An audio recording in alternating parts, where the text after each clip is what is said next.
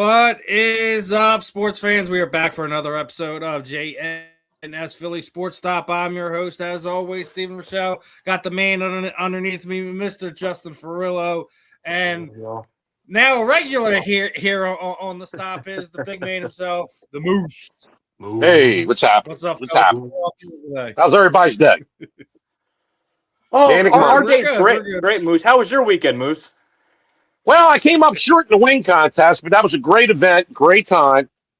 Connected with a lot of people, saw a lot of good old friends I haven't seen in a while. And we went and saw an awesome Irish singer named Declan McLaughlin up at the Fainting Goat, another great establishment there in Delco. And it was a good night to a certain point, but we don't need to discuss that because it's not even worth our time. Yeah, we don't need to get to it. I already told you when they start pushing that envelope a little bit more, we're gonna start naming names and we're gonna start throwing people for their crappy behavior under the bus. But yeah, exactly. Yeah, I was just going to say right now. Yeah, exactly. But every episode here on the JNS Philly Sports Stop is brought to you by Fight Wax. Fight Wax is the ultimate skin care product for your athletes and your active members. It helps treats cuts, swelling, scrapes, and abrasions, rejuvenates and restores stress skin. Customers have used for soreness, stiffness, recovery, and designed for athletes of all lifestyles. Provides an ultra silky, non-greasy feel, deep hydration for everyday skincare. Help fight dry skin. Customers use for eczema, psoriasis, and other skin disorders. I actually seen they made a post. Somebody had like a cut on their finger, right? And instead of getting stitches like they require, they just used the Fight Wax, and 5 days later they're good to go. What's it? Seal up the well, no, like it's all right. Like when you know most people like you use Vaseline and stuff like that. It has like the healing properties inside of it. I'm not telling you got a gash on your head not to go to the hospital and get stitches. That's not what I'm saying at all. Right. I'm saying it helps speed up the healing process a whole lot faster than you normally would. So. Does it help for allergies? For the tailgate season, and getting some stuff. Does it help for tree pollen? The tree pollen's horrible right now. It's tearing my ass up.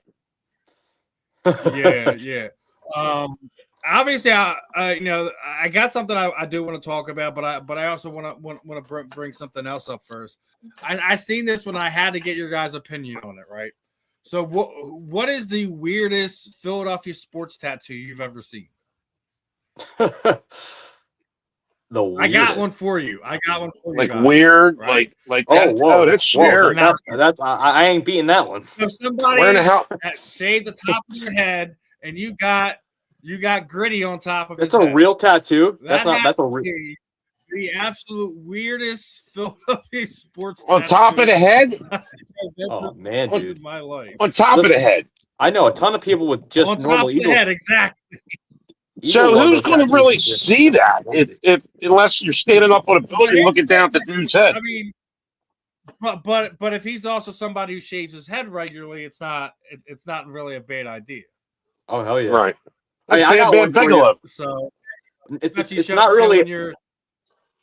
Yeah, it's not really a tattoo, but that Dumpy guy, he has like his whole body tatted up with the whole Philly things and the road and shit. Oh, yeah. That's not a tattoo. He's got a bunch of them, dude. He's got that's a billion. The Philly fanatic belly button. That was smart. I'll give Dumpy. That's creative. Very creative. Very creative. Yeah. He's got. I'll go that. I wouldn't. I wouldn't do it, but Yeah. No, give me a few minutes to do some research or something. I could pick one. It's basically like the Eagles logo in memory of my best friend who passed away in 2005. So I still got to add more to that. I actually want to add like the city skyline and a couple of the trophies. The World Series trophy, the Super Bowl trophies. Yeah. So, yeah, I'm definitely gonna add to mine at some point in time. But that's like my only like Philadelphia sports one that I have on me. But when I came across that one, that was I guess I have to say the most unique Philly sports tattoo that's interesting.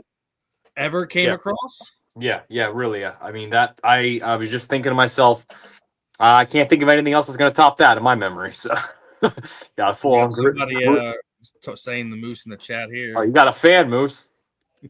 Yeah, how you doing? I actually have my glasses on. How you doing? Yeah, it's I'll pull it up again. It's Vikram_Singh. I don't know. Sounds like you got Hey, how you doing, buddy? Give us a follow. I always make sure when I come across stuff, I pull that one up. But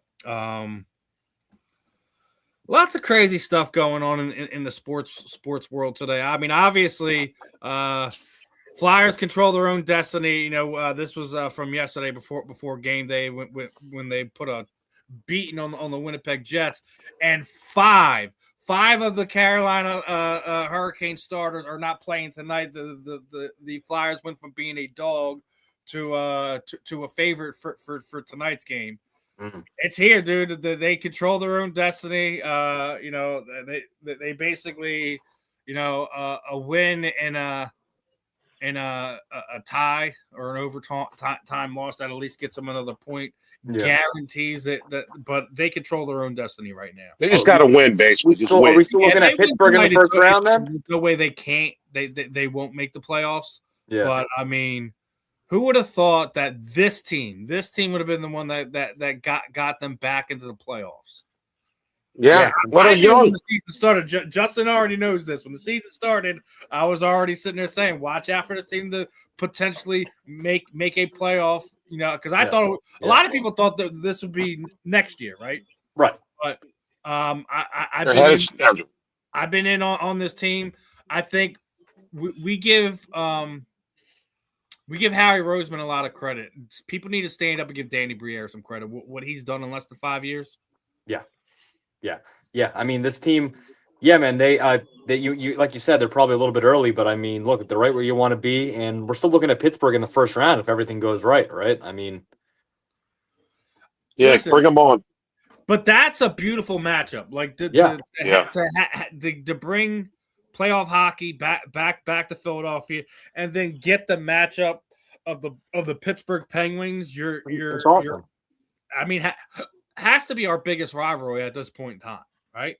Yeah. I mean, I know a lot of people will say the Rangers, the Bruins. For a point in time, it was the Devils, but Pittsburgh has always been our rival. If you really, Sidney Crosby. I mean, we all can't stand that guy.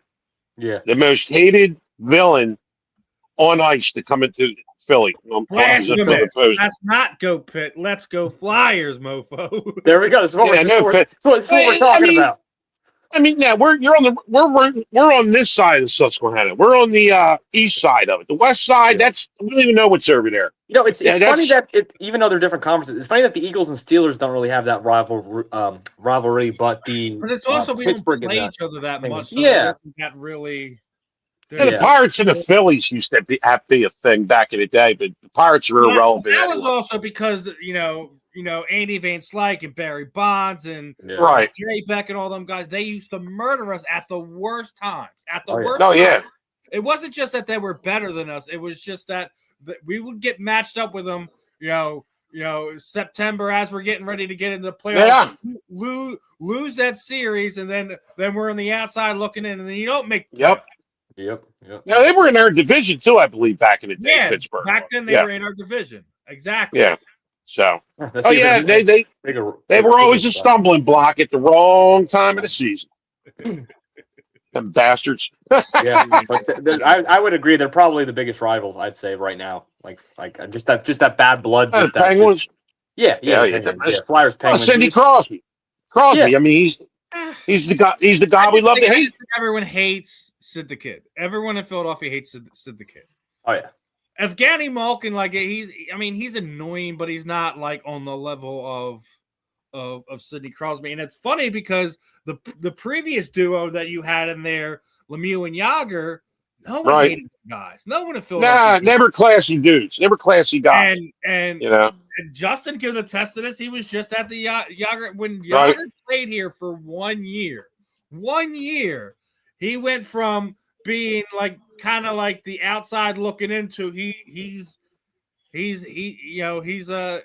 part of the family kind of thing. So it's one of those things where it's like you scratch your head at it.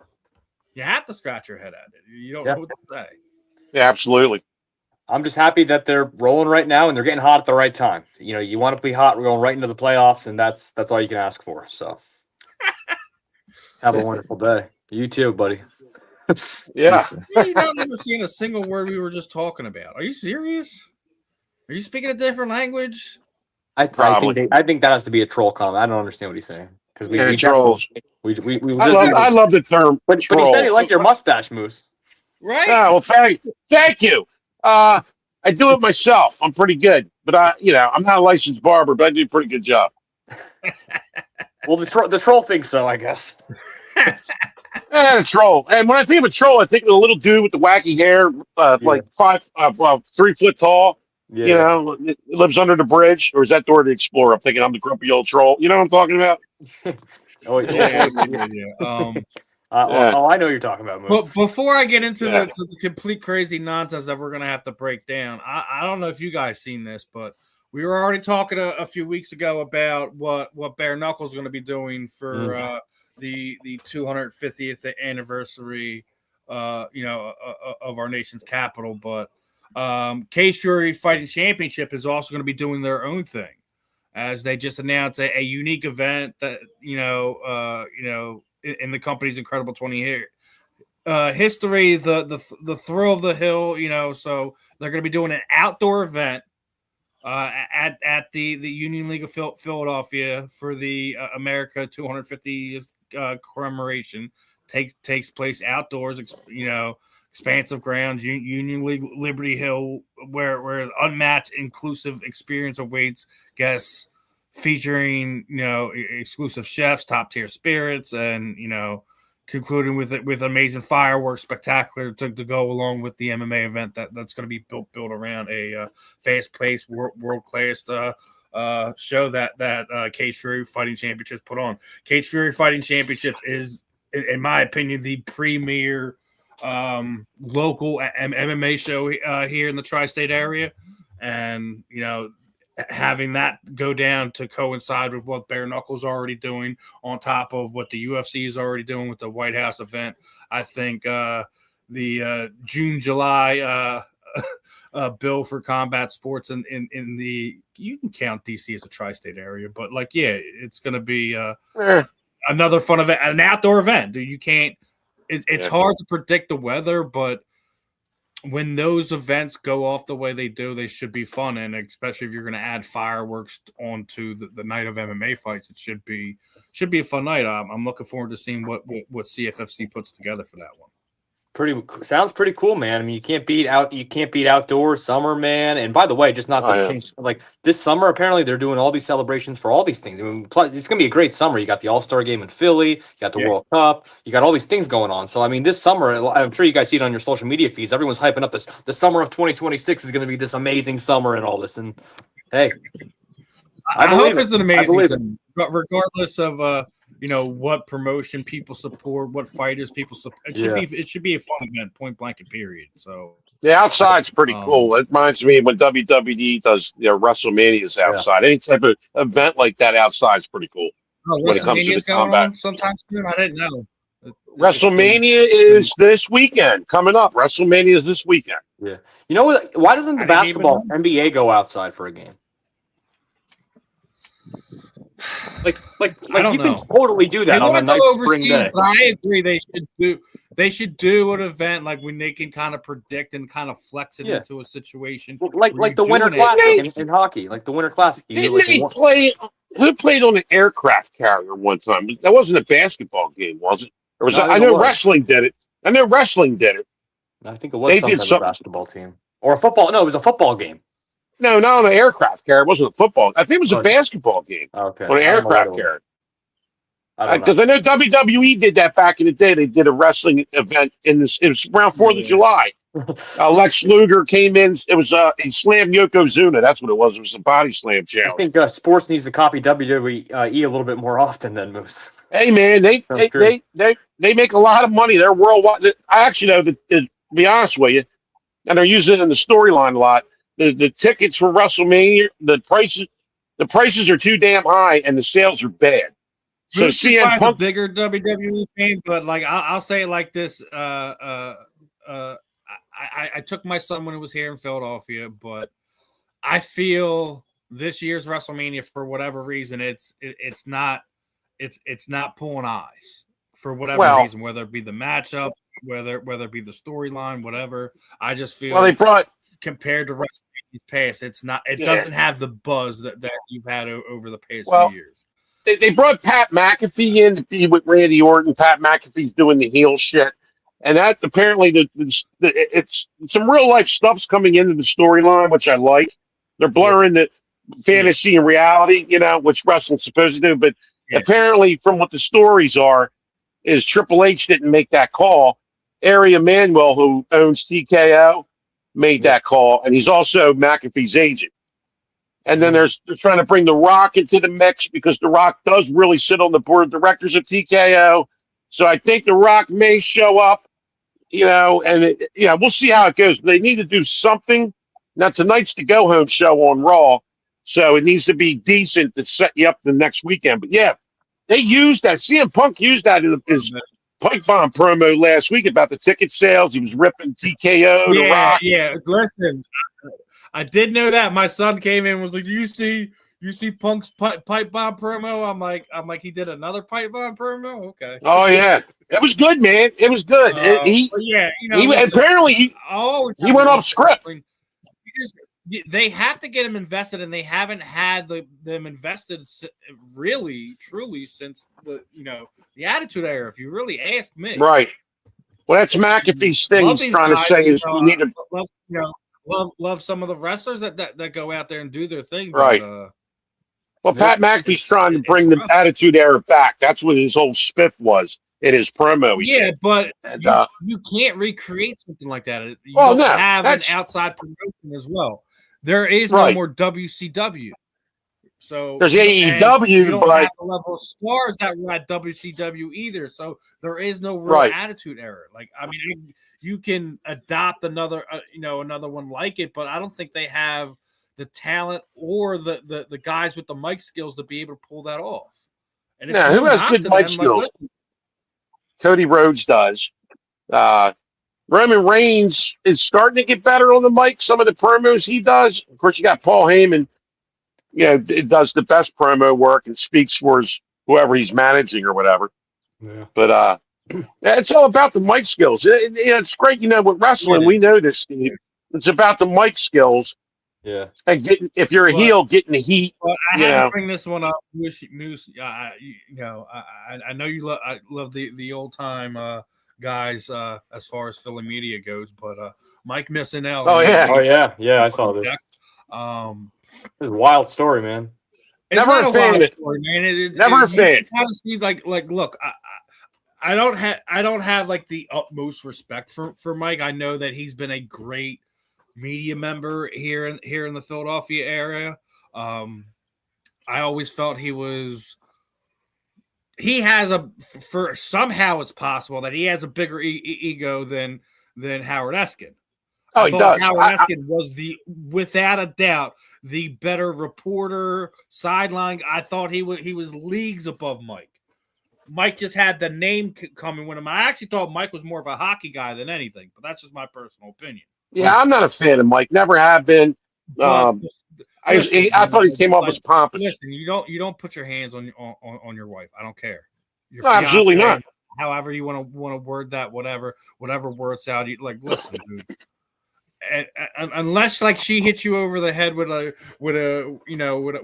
marble stone or something like that, and you're bleeding, that's the only time I could consider you putting your hand on your wife because she done initiated the self-defense at that point first. But if she just says something smart and you don't like and you turn around and backhand her, I got a problem with that. Man. Yeah, that's. I ain't gonna want no kid to do that to my daughter, so I damn well I'm not gonna accept it from one of our media members. And so was he? Really call Mike a media member anymore because he's no longer part of 97.5 anymore. He's a part of that little crew of guys that kind of started their own type of media company, so to speak. So yeah. But good luck getting back on mainstream radio with this going on, Well, how old is he anyway? Is he, in his 70s? I think How so. old is Mike? Probably 70s. Probably 70s. 60s or Yeah, 70s. Maybe. yeah, he's done, man. Domestic violence, he's done. There ain't no getting around that. Yeah, and I already said it. Like, you put your boy Eskin in the same boat for, in all laxatives of a purpose. It's SA, man. Regardless if it's It's not. Yeah, it's not good. Yeah, it's not good. It's SA. But missing Ellie, I think they're going. He's tough. We ain't ignoring you, brother. We're just trying to go with the flow of the conversation, not break it up. Having you, like, when you guys add something in that I think is going to be in there, I'm absolutely going to pull you up. You're not being ignored, my friend. Yeah, he's Mike Missinelli, dark spot, dark day. Needs to do better. Needs to be better. Right? Yeah. Counseling. Now, go see before I counseling, Mike. The main crux of where this evening's conversation is going to go, I got to talk about this, man. So I don't know if you guys seen the comments that the former Chiefs player made, right?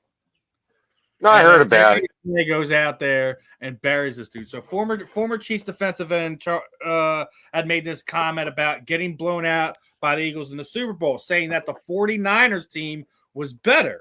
And Darius Slay did not waste any time and was like, "Yeah, buddy, tripping. Y'all ain't standing a chance. How you gonna talk like that when we took our starters out in the third quarter? We could have dropped 50 on your boys, like, for real, right?" So Darius Slay still doing right by the Philly fans and standing up for him. For sure. Much love. Yeah, this was another one along those lines, but. He had commented back to Darius, was sitting there saying, like, you guys weren't that confident. And then everyone started dropping clips and videotapes. Mekhi Becton had set up the appointment with his tattoo artist the night of the Super Bowl. We all remember Saquon Barkley's, addressing the team beforehand. I remember that. Yeah, I remember them. So, I remember that. Sitting there saying, like, they weren't confident that they were going to do it, and Charles even said, like, "Oh, I thought it was going to be a dogfight and this, that, and the third, and that we just run away with it at the end." How's that a dog? Like, y'all weren't even in a fight. No, y'all didn't even put any points on the board until the game was basically over. Yeah, it was garbage points. It didn't matter. We pretty much felt like we had that victory at halftime. That actually could have been the biggest blowout in Super Bowl history if it actually already wasn't close. But it was like, you know what I mean? Like, it could have been. There was that one. What was it? The 49ers or Broncos game? Yeah, it was 55-10, I think. Yeah, Broncos, Niners. 55-10. But look, man, we had a chance if we actually would have kept everybody in and kept. I agree. And I think that's why Jalen was mad. Like, are you sure? You sure you want to do this right now? Like, that's you might as well embarrass him. Let's embarrass him. Let's humiliate him. Let's say, hey, we kicked your ass by a shadow of a doubt. You know what I mean? We kicked your ass. Yeah. You know? I think comments like that is going to make sure that moving forward, you ain't going to see that. You're going to see guys you're just going to see players and coaches literally put their foot on the throat of the other team, and whatever that happens to be the final score happens to be the final score. Rev the gas up, man. Blow them out. Dude, make them remember you for the rest of their lives. Yeah. Yes. You know what I mean? Yes, you got to give it. You got to give a team space in the locker room. Draft week. I came across this one. I wanted to get your guys' opinion. Right? We've already seen reports on this and reports on that, and this person's on the hot seat and that person's on the hot seat. So I want to get your opinion. Who has more to prove this year, Nick Sirianni or Jalen Hurts? Now, both of them, we've already had conversations. Jalen's done more in the first 5 years of his career than some other Hall of Fame type level guys. He's done more than Patrick Mahomes in his first 5 years of his career. He's done more than Steve Young's first 5 years of his career. Troy Aikman. You can go down the list of Hall of Fame type level guys where Jalen has done more than him in his first 5 years. Now, Nick Sirianni, he has more wins in his first 5 years as a coach than Bill Walsh, than some of these other top guys. Now, he's not have the most being the first 5 years with a team, but that being said, they're both winners. regardless of how the outward media looks at Jalen or at Nick Sirianni. But in your guys' opinion, who do you think has more to prove? Let's start off with Justin on this and then go to Moose. Who has more to prove, Jalen or Nick Sirianni? Well, my answer might surprise some people. I'm going to go Coach Sirianni because I think I feel like he might be on a little bit more of a lot more of a hot seat than Jalen Hurts, and I think the Eagles are more likely inclined to maybe, in my opinion, move off of Coach Sirianni than Jalen Hurts first. So I think that means that Coach Sirianni, in my opinion, has more to prove this year. I think Jalen Hurts has a lot to prove still, but not really because on resume wise and stuff. But he always has stuff to prove because there's always the haters for some reason around him, and that's what I mean by that. Because he's always supposed to be proving people wrong, even if he doesn't really have to. But because that's the Jalen Hurts story. So Coach Sirianni, though, all these different coordinators, all the situations going on, I just think listen, with Mannion coming in, if let's just say he's actually like really good, like on offense and stuff, and Coach Sirianni makes bonehead decisions or he loses the locker room or something, I don't know what, but if it's clearly he's the issue or something, or we don't, or if it's a year just like last year we just had, and he's and Sirianni's behind it again, I mean, yeah, and Hurts plays decent to well, good. I mean, then you can't. It's not good. So I'm gonna go Coach Sirianni. All right, that's fair. Yeah. What about you? What about you, Moose? Who are you feeling with? You feeling this is more on Jalen's shoulders to have more to prove this year, or is it Coach Sirianni, like Justin said? Well, the first one to get let go or fired when things go south is the what position? The who? The head coach. So yeah, I say I agree with Justin. It's on the head coach because when things go south. I agree with you to a point. I agree with both of you to a point that I think that the more pressure's on Nick Sirianni than it is Jalen Hurts. But as everyone's been kind of pointing out to us, this is a contract here. Jalen Hurts should be getting an extension. All this other nonsense. So and Adam Schefter came up with this great, because I don't want to get too far back into what we were talking about last week with the hit pieces that were being put on Jalen Hurts, but Adam Schefter hit this one on the head, right? So, and what he basically said is what he finds interesting is, here's some food for thought that, when we think, as we go along, we spend an awful lot of time talking about Jalen Hurts, right? And that's fair. I got it. Big deal, polarizing figure to an extent, but Joe Burrow, Justin Herbert, their contracts got done 2 weeks after Jalen. Why is anyone not talking about extending either one of them two guys yet? When is Joe Burrow and Justin Herbert gonna be held to the level of scrutiny that Jalen Hurts has? And we've already talked about it. Toughest city to play in, toughest position in sports to play in anywhere is quarterback of the Philadelphia Eagles. I don't care what anyone says. I agree with you. I agree. What about the Dallas Cowboys? They let Tony Romo be the quarterback there. The picture of mediocrity is that man right there. Yeah, and look, they don't love the sports like we love our sports. They don't have the passion like we do. So it's not the same. It's just not the same. The scrutiny is not the same there. I'm not trying to diss people that love their teams, but you know what I mean. It doesn't matter. It really doesn't matter. And I think for part of a reason, I think that's why a lot of people are harder on Donovan McNabb and what he had to endure throughout his career and things of that nature. Jalen Hurts does everything the way you would want a guy to do it in that type of situation. And it just gets me that we still have to sit there and have these freaking conversations about this kid when he has done everything you could possibly ask of him. Yeah, it's ridiculous. And then we have to hear these ridiculous hit pieces, and we're going to get to that part of it in a second, because that goes into our main topic for this afternoon, this evening, wherever you're at. As we got our good friend from India tuning in tonight. So let's kind of break it down here, right? You notice something? It's been about a week since this report broke about Dianna Russini and and all that. The AJ Brown noise all disappeared. The Jalen Hurts noise have all disappeared. Hit pieces on the Eagles have all, but you can't tell me at this point in time that these two were not plotting against AJ Brown. We're gonna get into this in a second, right? Because I know about plotting. Ooh, that's crazy. Actually, that's a good conspiracy going on. And listen, I look.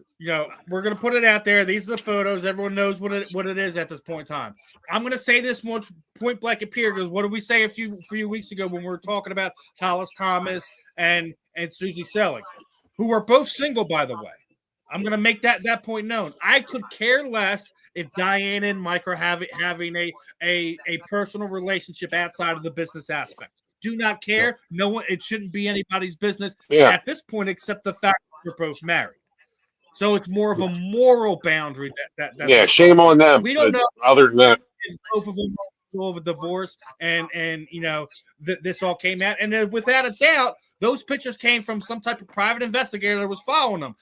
We don't know if it was one of their spouses, if it was somebody just trying to get some dirt on either Mike or Dianna. We don't know that at this point in time, but we all can sit there and say, like, it's really odd that once this thing started and they've made their comments that it was a girls' weekend, it was a friends' retreat and all that other thing. Why hasn't any of the friends stood up yet? Where were Diana's girlfriends? Because the other photo that was shown that looked similar to the one I just pulled up had a bunch of guys in it. Where are the girls, right? If it was a girls' retreat. So that being said, I'm going to pull up a couple posts from Dianna, and this seems to be a pattern when it comes to Dianna, right? So for people who don't know, she used to work for ESPN. She used to cover the Washington Commanders about 10 years ago, right? Well, during that time, the Redskins GM's wife is reporter of trading favors for stories, right? I remember that. Now, who she had to later recant this story, right? But she went as far as going out there and was putting tweets out and atting Dianna, and we basically said how many you had to give to get the story, and then they laughed at you afterwards. And Dianna was basically like just completely ignoring that fact, and the GM's wife was like, I'm pretty sure this info is coming from her husband, who later had to recant the story, right?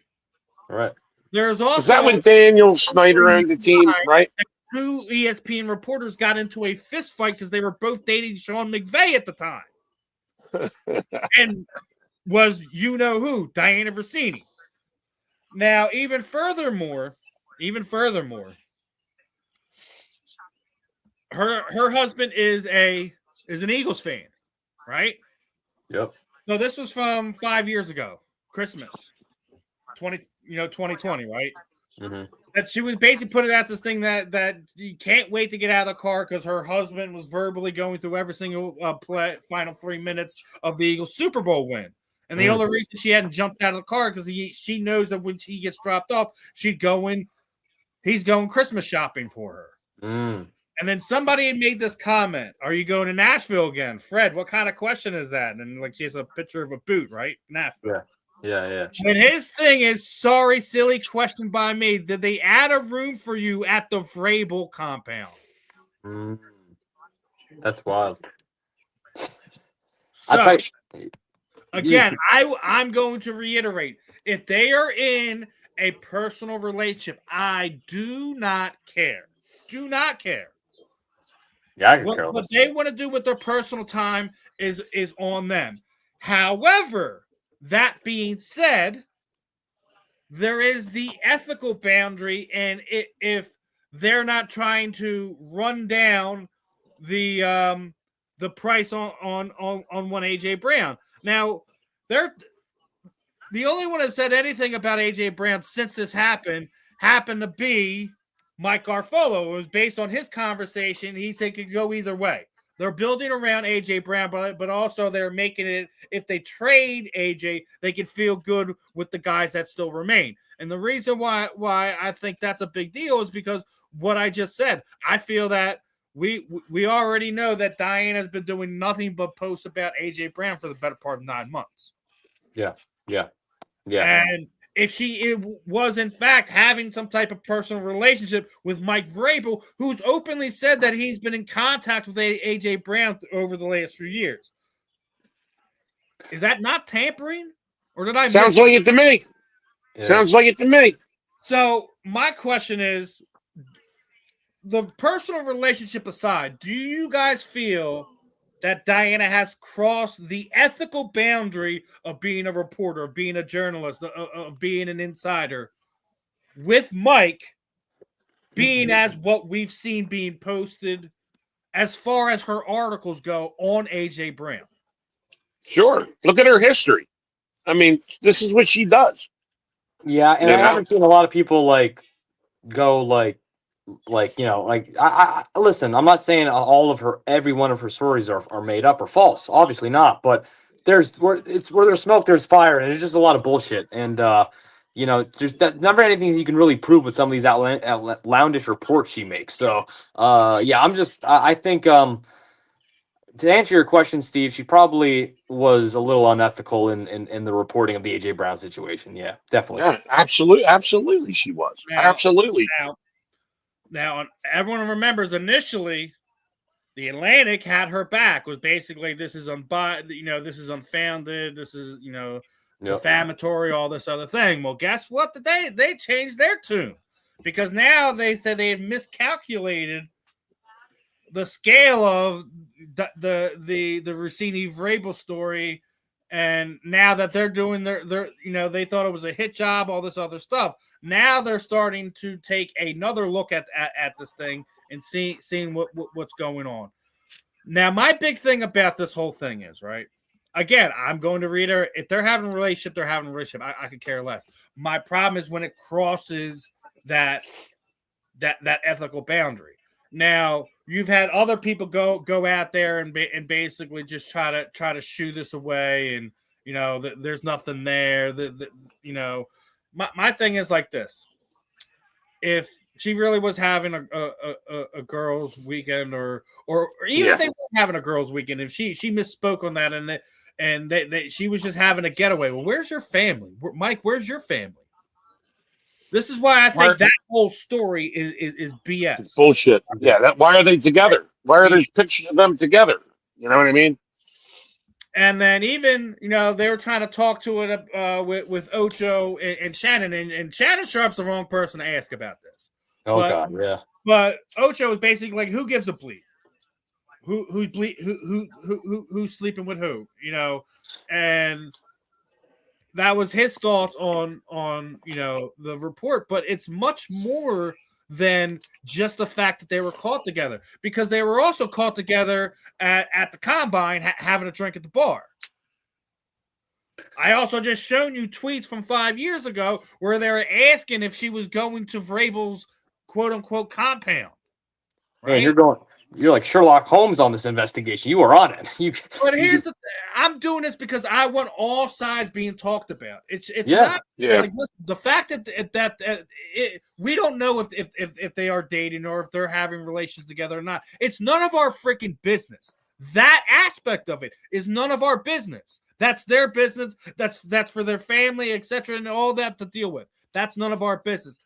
Where I'm talking about is where what they're doing is affecting on how she reports things. Journalism, come out. Absolutely, it is. That's where Maya was like, "Hey, we need to take another look at this," because, like, listen. We talked about this all the time, and we talked about this before. When we were trying to get you guys credentialed for Knucklemania, I talked to you about how you have to go about things. You have to have the XY. Like, I'm not sitting there saying Dianna didn't earn to be in that spot that she is, but when you're seeing all this other evidence that she is at periods of time in her career behaved in a certain type of way. Yep. how they're. And I didn't even get into all the stuff with her husband. That was just the one screenshot I found. There was all kinds of stuff of her burying her husband on air on somebody's show, regardless if it was just a podcast or on TV or whatever. Yeah. Listen, the way she's talking is talking like somebody who isn't in a relationship, talking about hiding partying, going to Miami from her husband, talking about being brought on a show and them referring to her as an insider, and to her sitting there responding, say, I want to be referred to as a MILF. Like, there's just certain ways man, hear stuff. It makes you question that other part of it. So if that's how she's acting, I can't put it past it that there's a possibility that she is having a situation where she has crossed those ethical boundaries as a reporter, as a journalist, as a columnist, etc. Yeah, you guys want to hear a quick? Here's a quick joke for you guys. So that both publications that she was working with has put her on the sideline, and she's no longer writing for them right at this time. And the funniest part about it is all other guys that are doing podcasts are sitting there saying they would hire her after the fact. Man, y'all do not look like Creepy Joe at this point in time. No, they're all trying to get some. Maybe they all want to get some. They see she's easy. Hey, it's like the old secretary, right? And the boss says, "Hey, you want to move up in the world? You know what to do. Meet me in my office on your knees." You know what I mean? Damn, Moose, right to it, I guess. Here's a joke for everybody. So Dianna Russini went from an NFL insider to the NFL insider. There's my joke of the day. Oh, okay. Boom, boom. Let me find my tomatoes. No, I'm just kidding. Kind of a D- joke. I got you. No, that's good. It's good. Good thought. It's inside, all right. You put all these things together that Steve just rattled off, and it's like you just combine all of them, and it just says something's fishy, like something's up. You know what I mean? And, you can't have a slut. or if Moose wants to say that, whatever. Sorry, I might get sued. Sorry. Oh, you're just gonna get violated in Steve's live on TikTok, but that's about it. Said hut, HUT, hut. Like Pizza Hut. Thank God. I'm keeping it pretty clean today. He's the biggest Pizza of the Hut in the NFL right now. Pizza the Hut. I don't care. I don't care who you're canoodling or who you're not canoodling. It means nothing. Don't mix business with pleasure. That's all. You don't sit where you eat. But when you're a media, like there's certain lines you can't cross. There's certain conversations that you can't have. Like, could you imagine if I'm sitting there like, all right, you guys know that, heavy in the combat sports world, and one of the female fighters I was talking to, I'm having these conversations that are crossing those lines. Man, you're going to be outed faster than there is no tomorrow. But what you're saying is you're getting into the wrestling ring with her? As far as the public perception goes, is the fact that Mike Vrable looks like he's getting out of this scot-free. And everybody's saying nothing about him. With that. Yeah, he's not getting ripped or nothing. About the media availability today that they sent out the GM, and actually another media member friend of mine had told me that he was never scheduled to be on the media call list for this week. Wow. But up in the prior years, he had been the pre-draft pressers that they do, that he was a part of. But for whatever reason, this year he wasn't, and the GM was available. But he is scheduled to have a post-draft press conference, and I think it's going to get brought up. It absolutely is going to get brought up. A smart reporter would bring that up. I think he was scolding one of his players about like some type of religious stuff he was posting about. If this is in fact true that him and Dianna have a personal relationship outside of just being reporter and coach, then it's looking bad for you, brother. It's looking bad for you. Well, So yeah, I mean, because then any report, Patriots report, AJ Brown report, I mean, they're all tied together. It just anything from the Titan years. I mean, you just can't trust anything anymore. Then if they have if but the that's other if thing it, is no one else is saying anything. Fox isn't saying anything. ESPN isn't saying anything. And it makes when they're absolutely mum on it and they're like, well, let's wait till the details come out of companies that have no problem throwing anyone under the bus any other time, speaks volumes to me that there's way more going on than the scale of just these two. Yep. Right. Yep. It's a So big there's something going conspiracy. on. Yeah. It ain't a conspiracy. We all know, like they're. It's about to go down.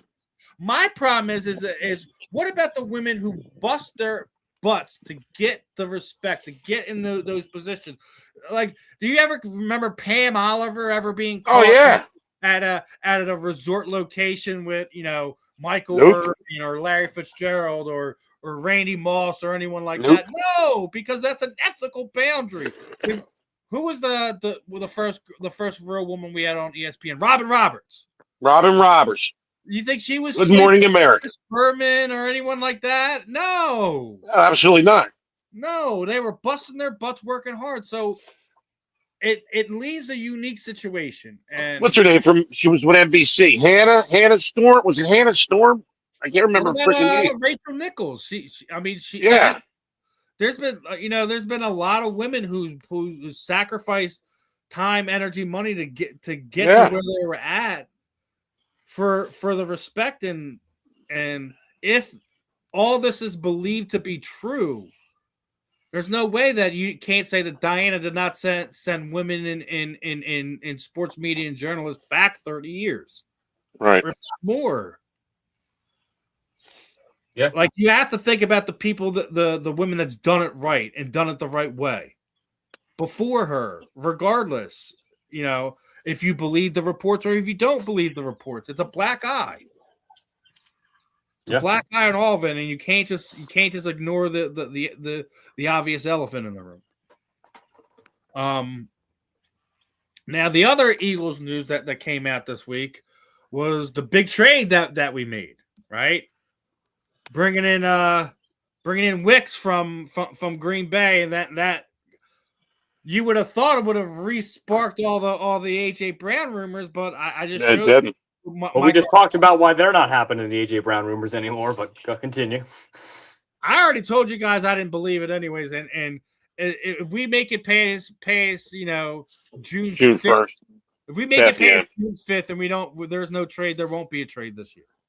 Right. I already that wide receiver room is pretty filled now. I mean, what are they going to do? Pretty filled, but we've already heard how an intricate passing offense is being brought in, and I don't think it's going to be a heavy 3-guy room. Between AJ, Devontae, and Dallas Goedert. I think this gives you an opportunity to really spread the ball all the way around. You might see a game where not a single guy gets more than 5 targets. Right. How will AJ feel about that? I don't care.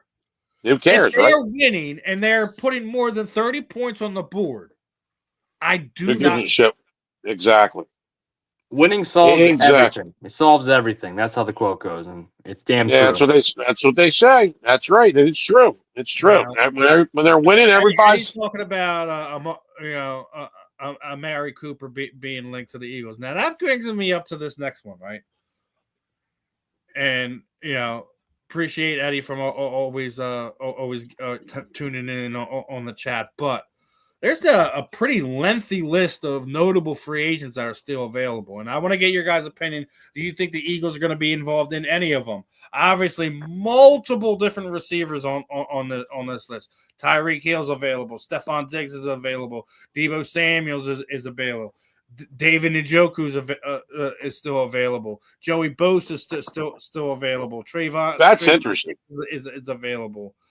Do you think there's anybody on this list that but by the time the season starts is going to be a Philadelphia Eagle? Start off with Moose on this one. I'll tell you what, if the money's right and you're not overpaying anybody, get them for cheap because they sit out there too long. The longer they sit out there, the better it is for how much you have to pay them. So, hey, if somebody's let's say we get into end of June, early July, and they're still sitting there. Let's say we get into training camp because you always need extra hands in training camp. And one of these guys is sitting there still. You know what I mean? You get them for cheap. I know that they keep linking guys to them, wide receivers in the first round. I don't think that's a thing. I think it's going to be offensive line, edge, or safety is going to be the Eagles' first pick. It's going to be the best available when they pick at those positions I just named: offensive line, edge, safety. I do not think they're going to. I will be stunned if they give me a minute. Give me a minute, real quick. I'll be right back. All right, brother. Right back. It's the perfect time to segue into the Sixers since Moose is walking away. He's gonna come back and bitch now. Damn it! All right, listen, we got to talk about it, bro. Let's talk about it. At this point in time, Joel Embiid is injury cursed. There's no talking around it. Obviously, no big injury this year, right? Gets through what, like 90% of the season, and then he gets appendicitis. No, it's two different orbital bone fractures, a concussion. What are we talking about? Cheeseburger? We're talking about McDonald's? Talking about your favorite guy. Talking about McDonald's. Mr. McDonald's. In professional sports. There's no way Joel Embiid does not have some type of voodoo injury curse at this point in time. He's been cursed by Danhausen from WWE. You've been cursed. Yeah, if you saw one of the posts I did, I made a nice little comical poster with you're cursed. Now he's just I don't know what his problem. Poor guy. I feel bad for him. Poor bastard. Yeah. Anyway, I don't want injuries. We want him to be healthy and win us the championship. Obviously, we all do. But it's just a shame, man. It's just sad. He just can't. It's the gift that keeps on giving. He cannot stay healthy.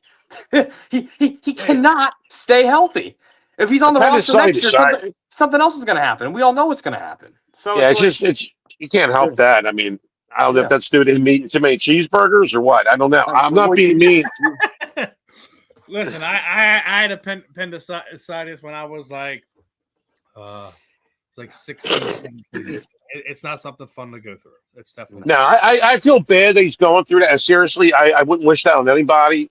And it's just like this is one of them freak things. It's like Russian roulette. You can get it or you can't get it. It's like tonsillitis. It's like any of them other. So we all agree, unanimously agree. Joel Embiid has to be injury cursed. There has to be Papa Shango somewhere, shaking some talisman somewhere that with a Joel Embiid, doll. He pissed off somebody. Now my thing is is VJ Edgecombe. Now this is a comment that the rookie wall, and a lot of people don't feel like he's hit it. Let's be honest. The story of this season is absolutely the emergence of VJ Edgecombe. None of us who were guys that were for him or anything like that could have imagined the impact that this kid has had on this basketball team so far this year. He's been amazing. He is the story of this 25-26 Sixers basketball season. Is he gives you a position that if you really do want to find a trade partner for Paul George or Joel Embiid this offseason, then you're not going to be in a terrible position because you have Tyrese Maxey and VJ Edgecombe there. Absolutely. Right? Absolutely. Hey, I've been saying it. I know Moose has been saying it. Is the story of the season. Regardless if they're one and done in the playoffs, they make it to a divisional conference. God help us if they make an NBA Finals appearance or anything like that. Oh, Christ! You might as well put mud on my face if they do. Don't trust me. I'll be the first one there. Rah, awesome, yeah, woo! But healthy Joel Embiid's going to lead us to the championship this year, guys. Yeah, but I don't see that happening this year. So anyway, Joel's going to miss a month. Joel's going to miss a month. Yeah, so they would have to at least get out of the wild card round. And that ain't happening. the division conference championship before we. Who would they play? Who would they play? The Hawks, hypothetically. well, they got to through the play-in first. Playing the Hawks right now, the way it looks like. Oh, so they got to do a the play-in. Isn't against Orlando, but it looks like where's it at? If they get in, it'll probably be the Hawks. Yeah. So where's it at? Orlando or here? Well, it's both. It's no. Series. We got home court advantage. Yeah, that's what I mean. Okay. Yeah. And not only that, I don't know if you heard that they're going to be wearing the 01 blacks, and the floor is going to be done like the 01 season. Oh, good. Maybe that will give them inspiration there. Put AI courtside and tell them, let's go, boys. Let's get her done, man. Get her done. Now we were talking about Maxey, right? And I mean, Maxey's increased his numbers each of the last year, but Edgecombe has to be Rookie of the Year. We talked about this before, right? 75 games, 16 points a game. Almost 6 rebounds per game, 4 assists per game. Almost 2 steals. He's 44% from the field, 35% from 3-point. He's an 82% free throw shooter. Is he not the Rookie of the Year? You would think he's playing. I know everyone's on the kid Flag, right? Yeah. Yeah. Now he's played 75 games. That's pretty impressive. For a second, right? Is VJ Edgecombe the NBA Rookie of the Year this year? I think with those numbers, yeah. I think with those numbers, yeah. I think he has a super strong case to be Rookie of the Year this year. Yes. 75. Absolutely. He's played 75 games. That's pretty damn good. Yeah, I think. Yeah. I think he definitely does. It's close. Flag's definitely. I mean, it's very close. And the reason I'll say Edgecombe though is because Edgecombe just to me is he has a little bit more bounce in his step. He's more athletic. He can get to the basket a lot better, I think. And I think he. Also, here's the thing. There's no, we had Embiid, and we missed Paul George with all that stuff, and like Maxey and Edgecombe have kept this team afloat. You know what I mean? So I mean, and it's a play and whatever. I mean, they're doing. He's special, man. Edgecombe is special. So I think he does have a strong case. Yeah, Rookie of the Year. Yeah, I like him. I like him and Maxey. I mean, look, I ripped the Sixers. And it's a little bit of a somber one, right? Yeah, so everyone knows Matt Cord has been the Sixers PA announcer for almost 30 years. Yeah. Hell of a job. His last season. This is his last season. Moose, what is going to be your memory of Matt Cord as his time comes to an end here? Oh man, I remember listening to him as the DJ on 94 WYSP, MMR, MGK. He's been doing the Sixers, and I mean, let's see. I'm trying to think.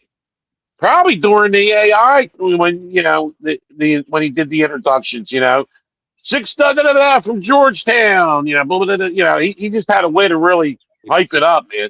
But man, Matt Cord for me, he's a radio guy. He's been on all the rocks. He's a rock guy, you know what I mean? And he has a unique voice. He's a hell of a nice guy. I can't remember. I might have met him years ago. I can't remember. But yeah, that's. He's a special dude. I guess he stayed on the radio. He's on MMR now because he took over from Pierre Robert. So I guess he stayed in that time slot on the radio. I guess he's not retiring from that, right? Yeah, no, I haven't heard anything about that. What about you, Justin? Okay. I know you don't have quite the extensive memory that Moose has of Matt, but are you gonna miss our Sixers PA announcer the next season? Yeah, I mean he's a legendary voice. How about this for you guys? How about I'll go to the AI era too, but the Andre Iguodala era. That AI. Oh yeah. And when he used to announce Iguodala, I'm pretty sure he used to be like Andre Iguodala. That's how he used to say the 3 Iggies with it. It was classic. I just like the way he said it. So he had a special way he pronounces Iguodala's name, and that was just cool. I guess I don't really have any. I never met him. I don't have any memories like that, but he was a great voice. He's going to be missed, and he's definitely going to be missed. And tough job to replace, man. Like same thing with Merrill Reese. When Merrill goes, replacing him, you got some tough shoes to fill because. Well, you got Dan Baker still doing Phillies. Dan Baker. Dan Baker's a legend. Yeah. Remember when Dan Baker did Phillies and Eagles? Yeah. He stopped doing Eagles. A couple years ago? Yeah, I went to a lot of games. I think when he was still doing the Eagles. Yeah. Oh, Dan Baker was the voice. You go to a stadium, whether it was Phillies or Eagles, he was the voice. You, and I think this is a tough one, right? So we were just talking about Pittsburgh and all that other stuff. Do you notice one thing about their sports teams? What? They all have yellow. Bingo. Now, obviously, Steelers, Pirates, Penguins, all the same color scheme, right? Now, here's my question to you guys. Do you think more teams should adopt the same color schemes? Because objectively, I don't think this is a bad look for the Steelers, for the Penguins, for the Pirates, right? Right. Now, obviously, here in Philadelphia, we got multiple different color schemes, right? Flyers. I'm gonna put this in an AI prompt and make like all the sports Eagles, in different colors. Eagles obviously with the greens, right? Yeah. But the Phillies, the Phillies and the Sixers are red, white, and blue. One of it, but what way would you go? Would you make the other teams adopt into the Eagles colors, or would you do more of a red, white, and blue for Philadelphia? How about neither? I like orange and black. That's pretty Everyone cool. In orange and black? I don't know. No. I'd go the green and white if I had to pick, but red, white, and blue because the Phillies and Sixers do that, and think about it. Philadelphia was that's where our founding fathers signed the Declaration of Independence, and that's USA right there. Philadelphia, the Liberty Bell. Yeah. That's where we became a nation. And red, white, and blue, man. That's why the Phillies and the Sixers, the Eagles. Well, remember they were Frankfurt Yellow Jackets. They wore the city colors, Team Sweden, I call it. Yellow and blue. And the Phillies are doing that. They do that on Friday nights in home games. They wear Team Sweden. It just looks better on them than it did the Eagles. That looked horrible with the Eagles. Eagles brought that back in like 2005 or something. They played a game like that. It was crazy. Yeah, I was against the Lions where it was it was the opening game. Donnie was there off, and it was Kevin Curtis, if I remember correctly. Yeah, you're right. Yeah. He went I was there. Crazy. That completely disappeared the whole rest of his career here in Philadelphia. Yeah. It was those uniforms, bro. It was those uniforms. Team Sweden. Well, that's the city colors, and Team Sweden. Yeah. But the Eagles actually look at it like when you look at PA, the color of the flag, that's what it looks like. So yeah, I think blue's a different color if I remember correctly. But the Flyers, they always put orange. We're wrapping this one up. I'm gonna always pass it around the horn to you guys. What do you guys got going on this week? Let's start off with Moose. Nothing. Nothing. You had nothing to say to the people. I did have. I have nothing. Sunday is next week, so that's next week's event. Sunday, we got the thing going on. But that's technically Sunday starts next week. So as far as this week, I'm working, doing my thing. I got yard work to do. And I might be out and about floating around. You never know with me, but I got to do the adulting this week, and that's life. That's the way it goes, brother. Got to pay the bills, man. Got responsibility. Yeah. What about you, Mr. Fiorillio? What do you got for us? So I'll be with Moose April 19th, Monty G's birthday bash in the G Lot by Xfinity Live. Just had a chance to be with Makuba a few days ago. If you didn't have a chance to check my page, Eagle Safety Andrew Makuba brought him to a few schools in the area. It was an amazing day, amazing time. He's an amazing person, great athlete. April 20th, 420. I did mention I'll be with Dr. J, and I just found out there'll be a few more special. Cool. Very cool. I'm humbled. Yeah, two special guests that'll be joining me. I just found out Mayor Parker of Philadelphia, who I just had a chance to meet about last month at an event, and a gentleman I will have never met before, the Governor Shapiro. So he'll be there, and that's going to be on April 20th in Philly. And hey, man, just always looking for the next event. Keep you all posted, and but Steve, what do you got on your lineup? Not much, man. I just had an interview. Well, actually, it was Saturday night. I was talking to UFC middleweight Trayshawn Gorey just came off a big win. I don't know if you guys happen to catch the UFC fights this weekend, but holy crap! I did see a little bit of it. Yeah, they were there in Yeah. Miami. It was probably one of the lowest gates that they ever had, but I thought the overall card was amazing. Yeah. I can't wait to see how how championship fight, and you have a challenger basically blowing his knee out and stopping the champion on one leg. You got to tip your cap, man. That's just an amazing performance. Hats off to him. And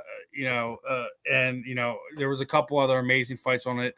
Apparently, President Trump demanded that we get on the fight card right there ringside, and the winner of the heavyweight fight, Holkett, he's probably going to be on that card now, and so we're going to get an additional fight to that, and we'll talk more about the White House card as we get closer to that. But other than that, another fun episode in the books. You guys, appreciate everyone for tuning in. Appreciate all the comments in the chat. We got somebody from India hopping on the chat today. Oh, you know what? Hey, Steve, real quick, I almost made a mess up. If anybody's wondering what this bottle is, it's El Wingador Brands Champions Blend Sauce. Goes on anything and everything. Former 5-time Wing Bowl. If you don't know what the Wing Bowl is, Google it. Wing eating champion. He came up with this sauce. It goes on everything. I'm addicted to it. Wingador.com. Get yourself some. You don't know what you're missing out. It enhances the meal 110%. I ain't joking it. So go check it out. Fight Wax and El Wingador. I got to get my own sponsor now to add to the group. All right, hey, guys. man. That's a cheap plug. Cheap plug. Appreciate everyone for tuning in. Dealing with all our nonsense here on the JNS Philly Sports Stop. I'm Steve. That's Justin. That's the Moose. We'll see you guys next week, my friends. Peace on out. Adios.